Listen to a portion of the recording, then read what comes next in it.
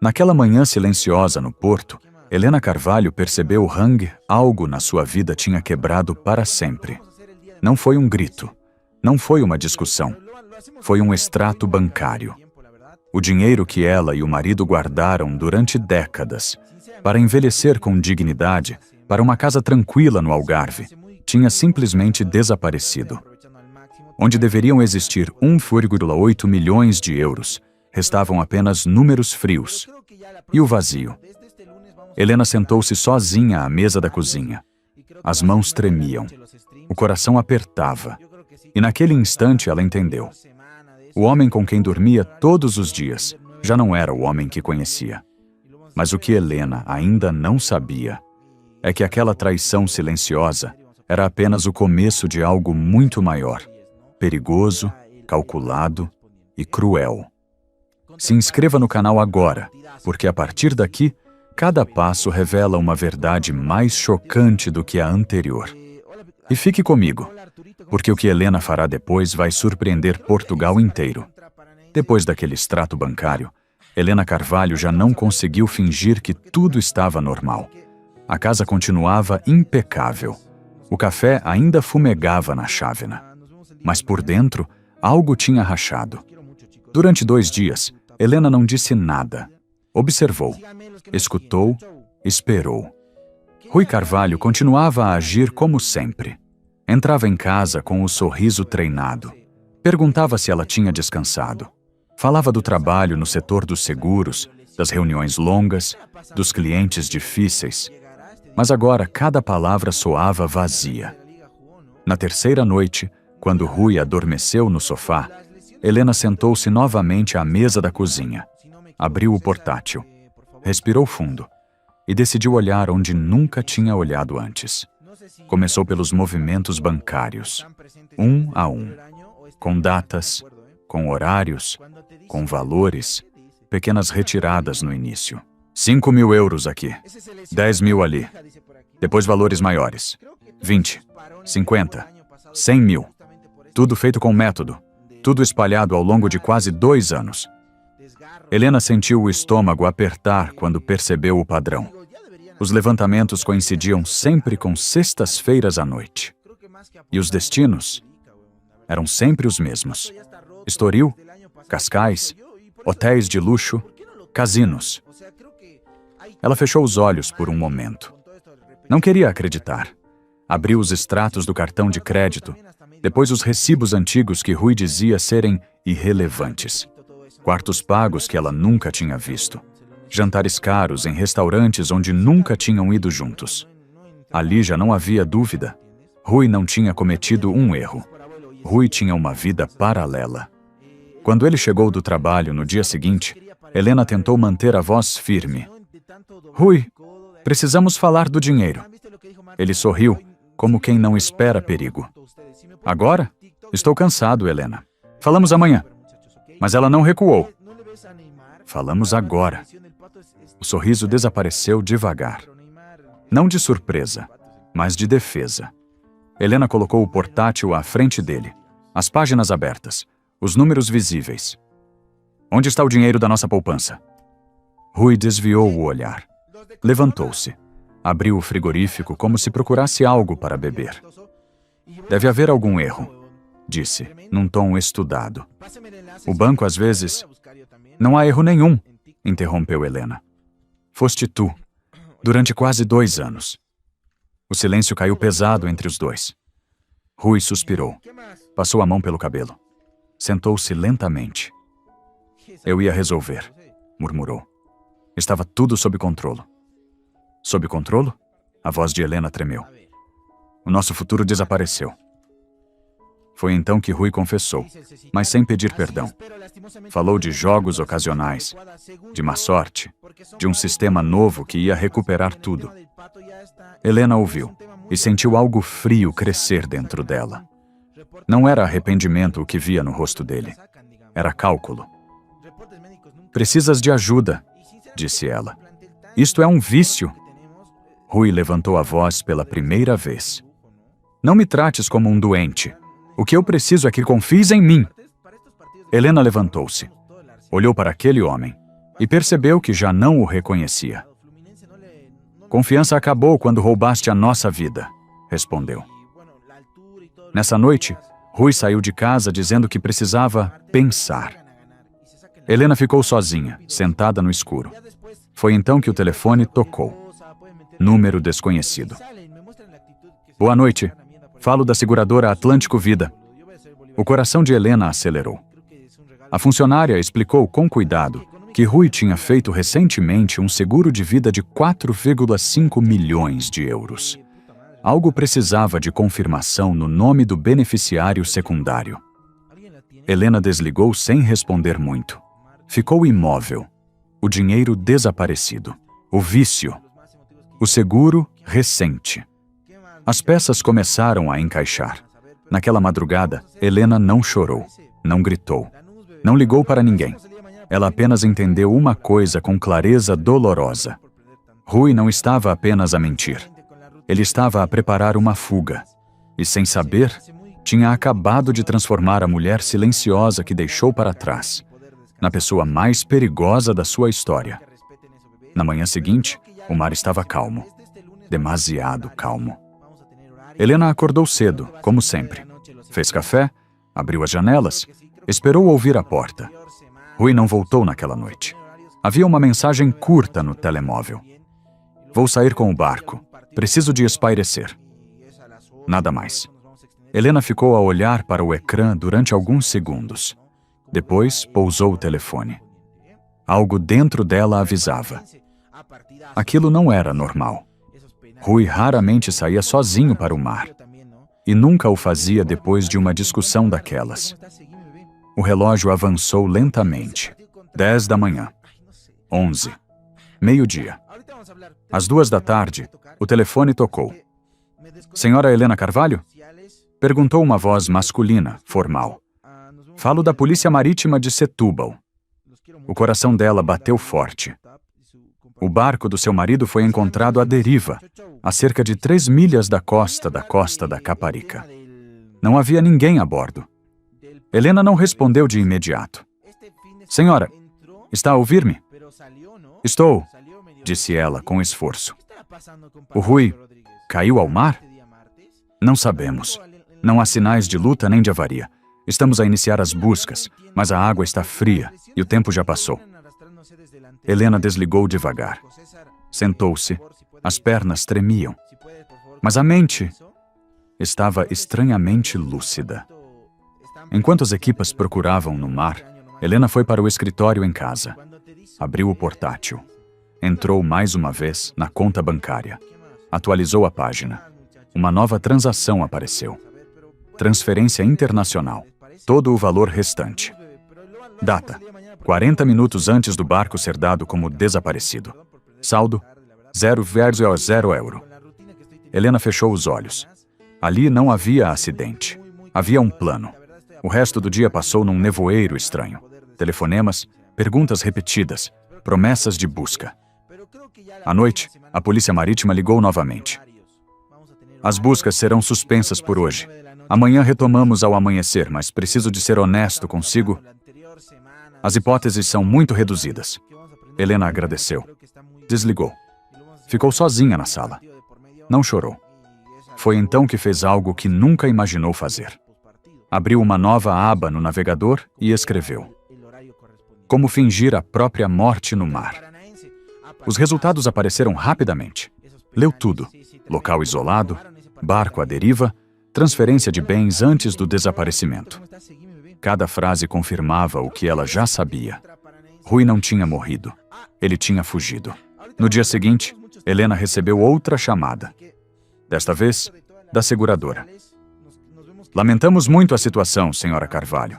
Com base no relatório preliminar, o caso será tratado como desaparecimento com presunção de morte. Presunção. A palavra ficou ecoando na cabeça dela. Sem corpo, nada era definitivo. Mas com o tempo, tudo podia ser oficializado. Naquela tarde, Helena caminhou pela casa como se fosse a primeira vez. Abriu gavetas, revirou papéis, encontrou recibos antigos escondidos, um telemóvel pré-pago, roupas que nunca tinha visto Rui usar. E no fundo da garagem, dentro de uma bolsa impermeável, algo que a fez sentar-se no chão. Um passaporte, com a fotografia de Rui, mas outro nome. Ali terminou qualquer dúvida. Ele planeou tudo, durante meses, talvez anos. Naquela noite, Helena tomou uma decisão silenciosa. Se Rui queria desaparecer, ela deixaria que o mundo acreditasse. Telefonou para a família. Falou com voz baixa. Aceitou condolências. No dia seguinte, organizou uma pequena cerimônia simbólica. Sem corpo, sem caixão. Apenas flores e palavras vazias. Mas por dentro, Helena já não era uma viúva. Era uma mulher atenta. Instalou câmaras discretas em casa. Contactou um investigador privado. Guardou cada documento, cada prova. Enquanto todos acreditavam que Rui tinha sido levado pelo mar, Helena começou a preparar algo muito diferente. Porque ela sabia, homens como Rui não desaparecem para sempre. Eles voltam. E quando voltarem, precisam encontrar alguém à espera. Calma, em silêncio. Pronta. Os dias seguintes foram de silêncio pesado. Oficialmente, Rui Carvalho estava desaparecido no mar, presumivelmente morto, sem corpo, sem certezas.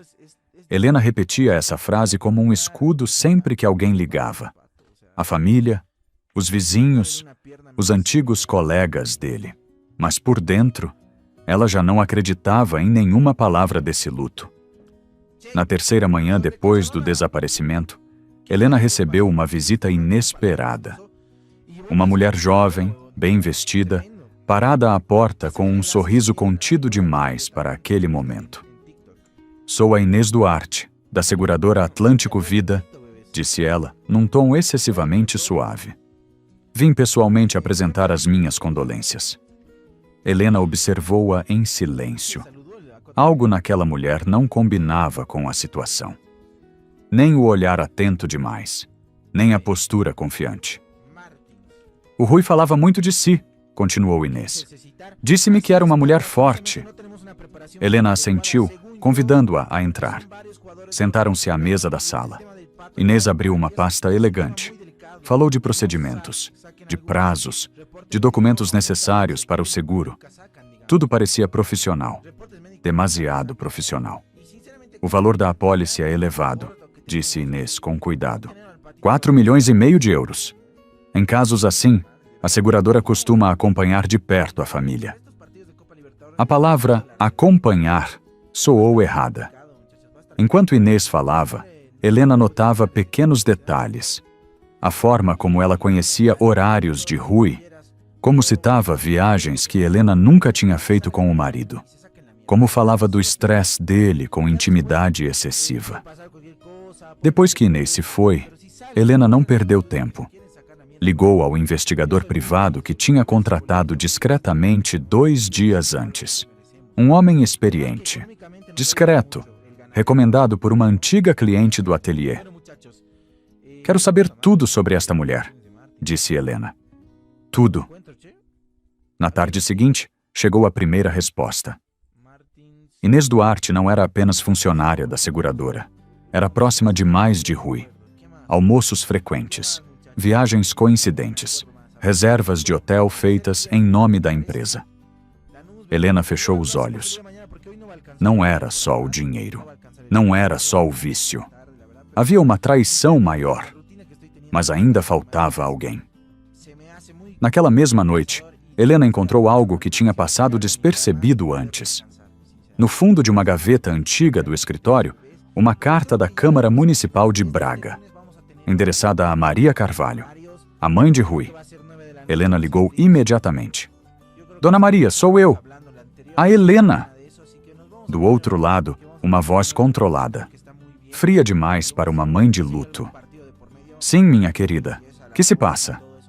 Helena comentou, como quem não quer nada, que alguém lhe tinha dito que a casa de Braga estava à venda. Houve uma pausa. "Sim, achei melhor. Muitas recordações", respondeu Maria, rápido demais. "Estou a pensar mudar-me, talvez para fora do país." Helena desligou com a certeza final. Não eram 2, eram 3. Nos dias seguintes, Helena tornou-se invisível. Não questionava, não acusava, observava. Descobriu que Maria tinha pesquisado imóveis em Cabo Verde. Descobriu que Inês trocava mensagens constantes com um número estrangeiro. Descobriu que o dinheiro transferido da conta de Rui tinha sido dividido em parcelas menores. Tudo organizado, tudo calculado. Naquela noite, Helena sentou-se sozinha no sofá. As luzes apagadas, a casa silenciosa. Pensou nos anos de casamento, nos planos simples, na casa do Algarve que nunca existiria. Sentiu raiva, mas acima de tudo, sentiu clareza. Eles acreditavam que ela era apenas a esposa enganada, a mulher que chora, que aceita. Helena levantou-se e foi até ao quarto. Abriu o armário, retirou uma mala pequena, não para fugir, mas para se preparar. A partir daquele momento, tudo seria feito com calma, sem erros, sem pressa. Porque Rui não tinha apenas roubado o dinheiro. Tinha subestimado a mulher com quem viveu durante décadas. E isso seria o maior erro da sua vida. A partir daquele dia, Helena Carvalho passou a viver 2 vidas. Uma era visível para todos. A viúva discreta, vestida de preto. A mulher que respondia às condolências com a cabeça baixa e a voz contida. A outra, ninguém via. Todas as manhãs, Helena acordava cedo. Arrumava a casa, regava as plantas, respondia a mensagens de familiares preocupados. Mas à noite, quando o silêncio tomava conta de tudo, começava o verdadeiro trabalho. Instalou pequenas câmaras em pontos estratégicos da casa. Nada invasivo, nada óbvio. Apenas o suficiente para observar quem entrava, quem ligava, quem se movia nas sombras. Contactou novamente o investigador privado. Pediu algo simples. Não quero pressa, quero precisão. Enquanto isso, Helena organizou uma cerimônia simbólica. Nada exagerado, sem caixão. Apenas uma despedida digna, como todos diziam. Colegas de Rui apareceram. Vizinhos, alguns amigos antigos. Helena agradecia, escutava, memorizava. Foi nessa tarde que percebeu algo importante. Enquanto muitos choravam, outros observavam. Inês Duarte apareceu no fundo da sala, vestida de preto elegante, olhar inquieto, disfarçando mal o nervosismo. Helena viu quando Inês se afastou para atender uma chamada. Viu quando falou em voz baixa. Viu quando saiu antes do fim da cerimônia. No mesmo dia, Maria Carvalho ligou. Minha querida, pensei em ir a Porto para te fazer companhia, disse a mãe de Rui, num tom ensaiado. Helena respondeu com doçura. Agora não é preciso, Dona Maria. Preciso de algum tempo sozinha. Houve silêncio do outro lado. Depois uma resposta curta. Como quiseres. Naquela noite, o investigador confirmou o que Helena já suspeitava. Inês estava a ser pressionada. Telefonemas constantes, viagens canceladas, reservas alteradas à última hora. E Maria tinha levantado uma quantia significativa em dinheiro vivo antes de sair de Braga. Helena sentou-se à mesa da cozinha. Respirou fundo. Eles estavam inquietos. E isso era bom. A viúva silenciosa começava a tornar-se incômoda. Nos dias seguintes, Helena fez algo inesperado. Aceitou ajuda. Recebeu uma assistente social indicada pela seguradora.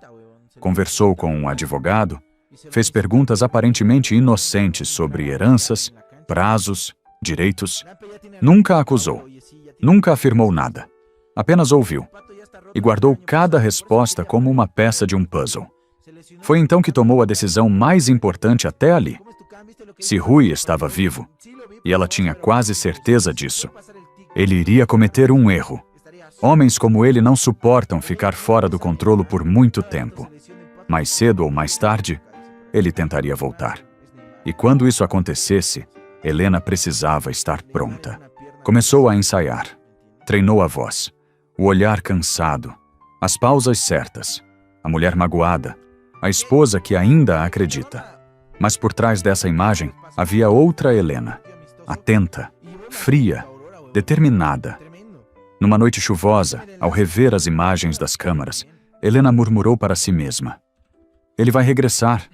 Não era esperança, era convicção.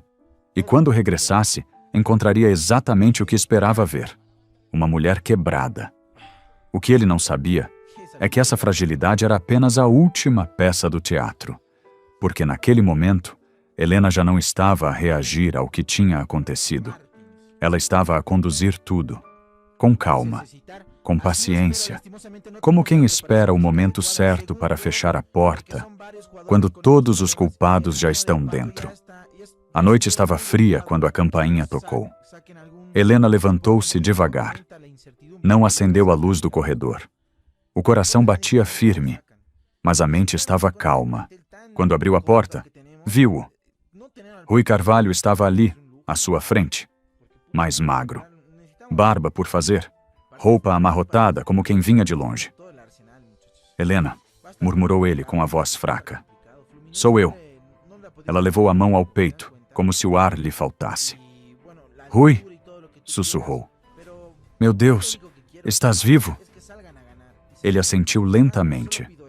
Caí ao mar. Não me lembro de quase nada. Uns pescadores encontraram-me. Estive num sítio longe. Só hoje consegui lembrar-me do teu nome, da nossa casa.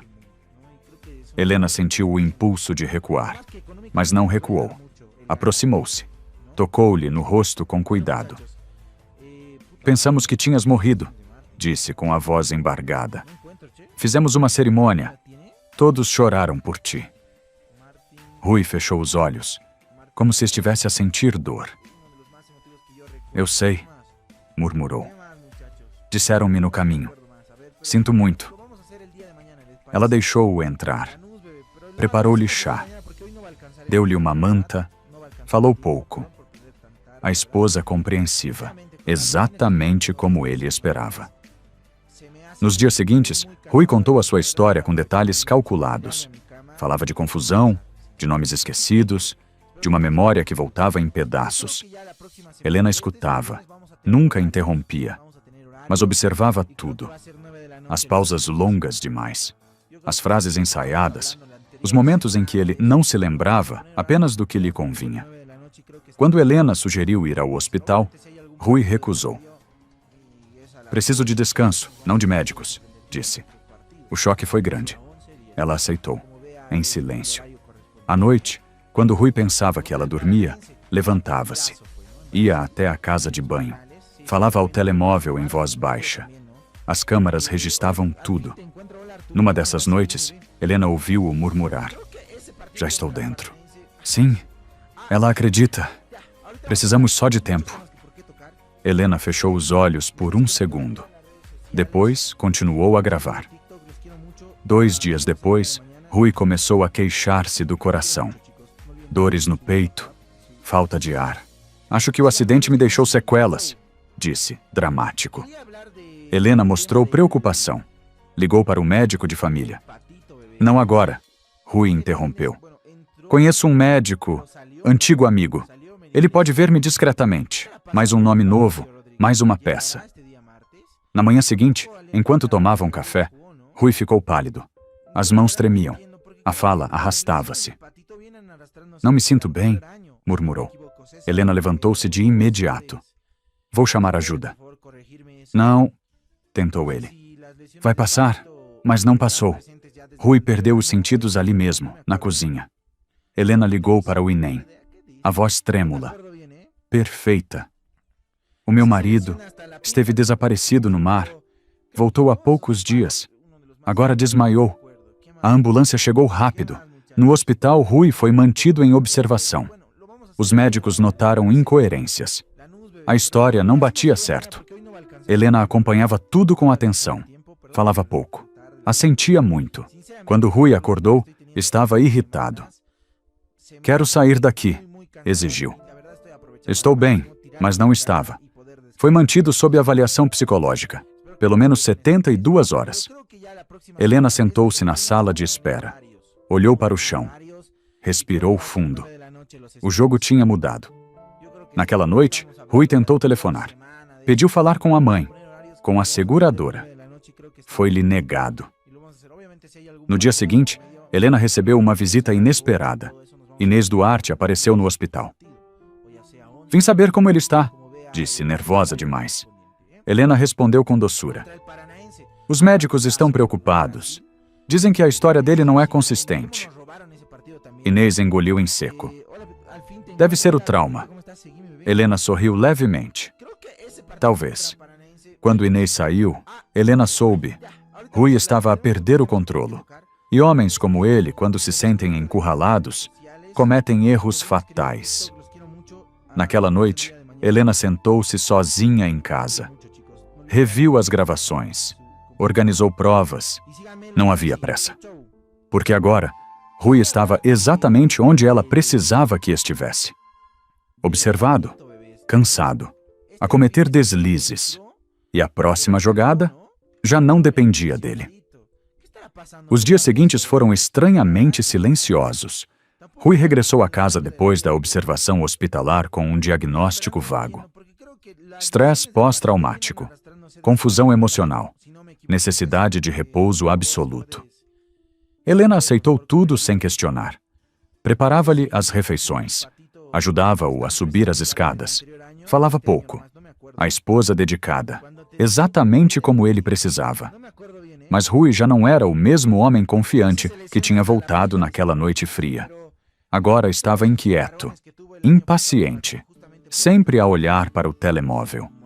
E, sobretudo, com medo. Numa tarde cinzenta, Rui chamou Helena para a sala. Helena, precisamos falar, disse ele, evitando o olhar dela. Ela sentou-se devagar. Os médicos acham que o meu coração ficou fraco, continuou Rui. Disseram que um novo choque pode ser fatal. Helena levou a mão à boca. Meu Deus, se algo me acontecer... Ele respirou fundo. Preciso que estejas preparada. Ela assentiu em silêncio. Tenho pensado muito, prosseguiu Rui. Talvez o melhor seja organizar tudo, para não deixar problemas. Tudo. A palavra ficou suspensa no ar. Nessa mesma noite, Rui pediu para falar com um médico da confiança dele. Um cardiologista reformado, apresentado como antigo conhecido da família. Helena aceitou. Sempre aceitou. O homem veio no dia seguinte. Examinou Rui rapidamente. Falou em tom baixo. Demasiado baixo. Helena observava da porta. Mais tarde, quando ficaram sozinhos, Rui parecia aliviado. Ele diz que o meu estado é grave, explicou. Posso não resistir a outro colapso. Helena segurou-lhe a mão. Então vamos enfrentar isso juntos. Rui desviou o olhar. Na madrugada seguinte, Helena acordou com um barulho estranho. Levantou-se, foi até a sala. Encontrou Rui no chão. Imóvel. Chamou pelo nome dele. Nada. Tocou-lhe no pulso. Parecia fraco, quase inexistente. Helena ligou para o 112 com a voz tremida. O meu marido... O coração... Ele voltou do mar há semanas. Agora não reage. A ambulância chegou rápido.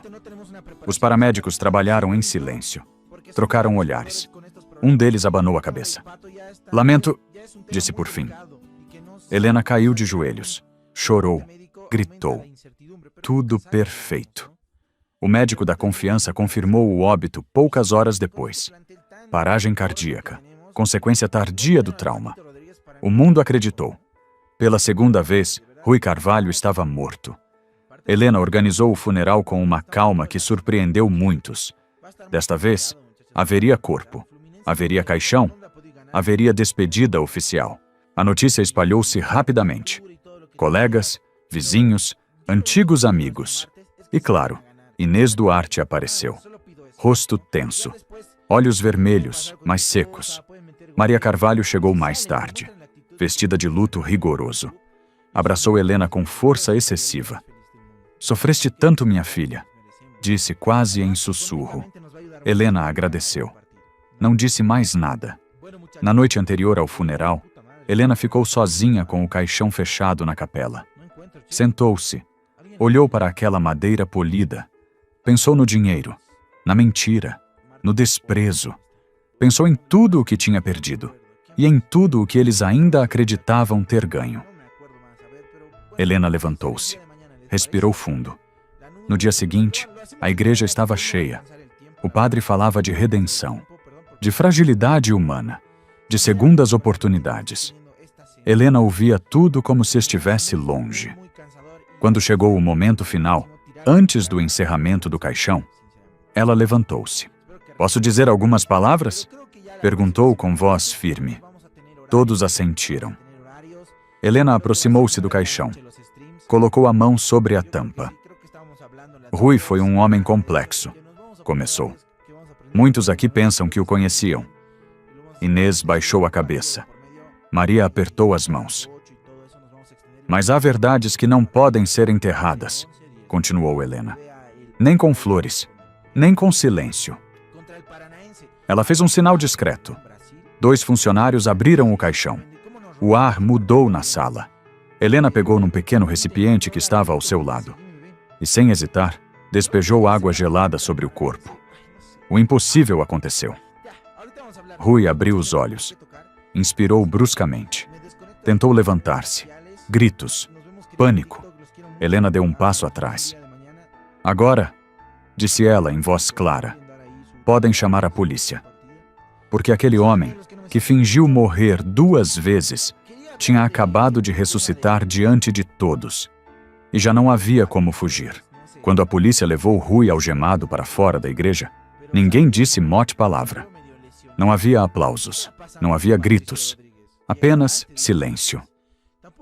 Helena ficou ali, de pé, com as mãos juntas, sentindo o peso de tudo finalmente sair dos seus ombros. Durante meses, ela foi chamada de viúva, de mulher frágil, de alguém que precisava seguir em frente. Mas naquele dia todos perceberam a verdade. Helena nunca foi fraca. Ela apenas esperou. As provas falaram por si. As gravações, os documentos, as transferências, a encenação da morte. Tudo veio à luz. Rui, Inês e Maria responderam perante a justiça. Sem teatro, sem mentiras, Helena voltou ao seu ateliê em Porto semanas depois. Abriu as janelas, sentiu o cheiro do barro molhado e começou de novo. Com parte do dinheiro recuperado, criou um pequeno fundo de apoio a pessoas enganadas financeiramente. Não por vingança, mas por dignidade. Porque ela sabia, o sofrimento só ganha sentido quando se transforma em algo justo. Naquela noite, sozinha, Helena acendeu uma luz e sorriu pela primeira vez em muito tempo. Não era felicidade ruidosa, era paz. E isso, ninguém lhe poderia roubar outra vez. Lições de vida e valores morais. A vida ensina-nos que o silêncio não é fraqueza. Muitas vezes, é sinal de inteligência, de observação e de coragem interior. Há pessoas que não gritam, não fazem escândalos, não pedem piedade. Elas esperam, analisam, protegem a própria dignidade enquanto o mundo pensa que estão derrotadas. O dinheiro pode desaparecer. A confiança pode ser traída.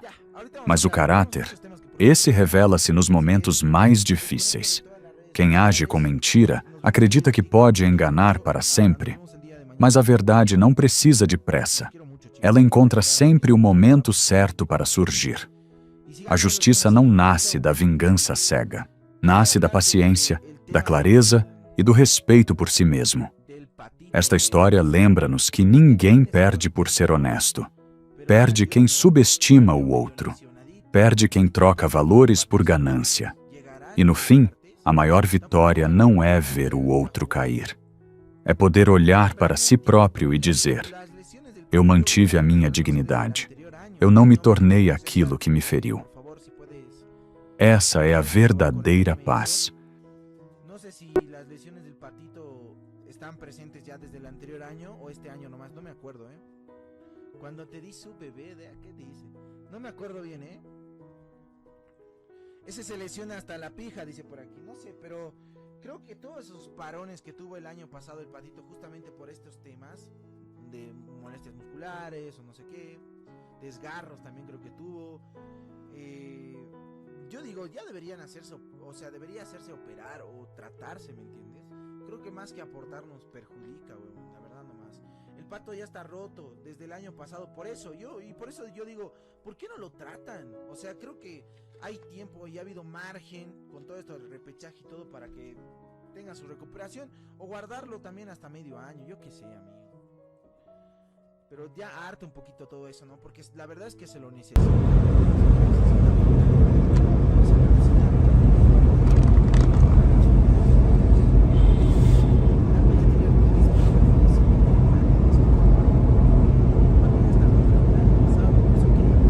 Сейчас зайдем, посмотрим, как у них трансляция началась.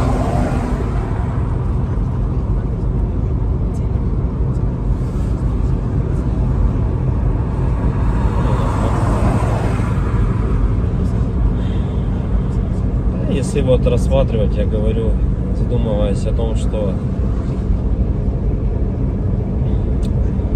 прожитые типа 30 лет, так смотришь на многих людей, которые сейчас, соответственно, живут, которым в районе 30, которые уже потеряли вообще вкус к жизни, да, радость какую-то от жизни. Таких, причем, кстати, становится все больше и больше. Мне кажется, этот средний возраст, когда говорили, что начинается вот этот кризис среднего возраста, он тоже сместился, как и говорят, что сейчас люди, в принципе, быстрее взрослеют, быстрее осмысливают все, да, почему-то это всегда все в плохом больше ключе на самом деле, да, вот что сейчас дети, к примеру, быстрее взрослеют, вот, и мне кажется, кризис вот этот среднего возраста, он, наверное, тоже сместился. И вот я думаю, что он сместился где-то в районе 30 лет. Опять-таки, это тоже не со всеми, наверное, связано. Не у всех людей так, все люди разные. И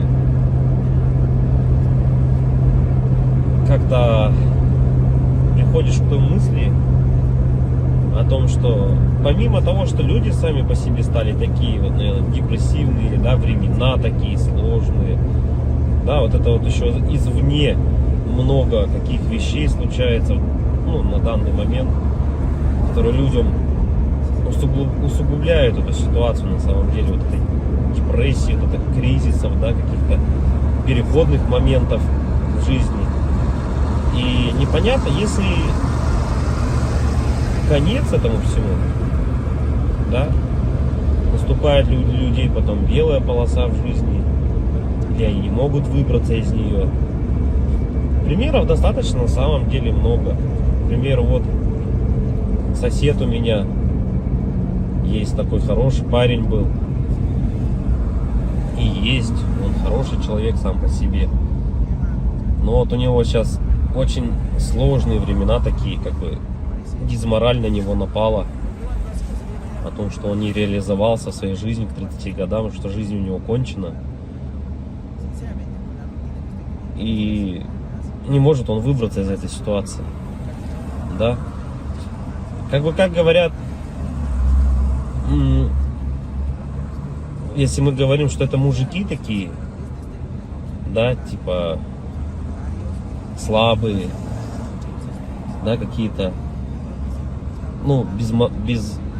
безморальные, как бы такие вот, что в основном это случается, наверное, зачастую, может быть, это у мужиков случается в этом возрасте, такой кризис, наверное, да, каких-то неудач в своей жизни, не пришедших ни к чему достойному и хорошему. Но вопрос в том, что это мужики такие, типа слабые, или времена такие стали, что если вот разобраться так, вот, например, возьмем даже с древних времен, когда человеку нужно было добывать пищу самому, да, там убивать мамонтов, мужику стоило там сходить на охоту. Да, на охоту он сходил, кого-то там добыл добычу, принес домой, да, что-то где-то там поделал дома, и все как бы.